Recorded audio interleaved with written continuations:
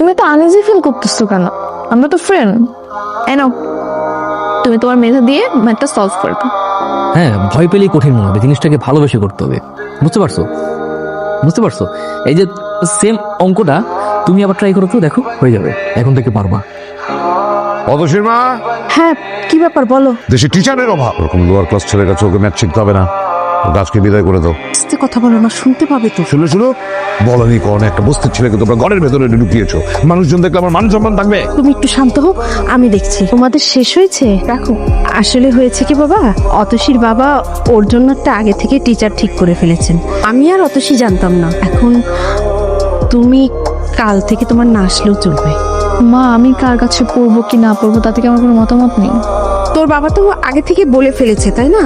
আর যদি আগে থেকে না বলে ফেলতো তাহলে ওর কাছেই তুই পড়তি। ঠিক আছে, কোনো সমস্যা নেই, আমি কালকে থেকে আর আসবো না।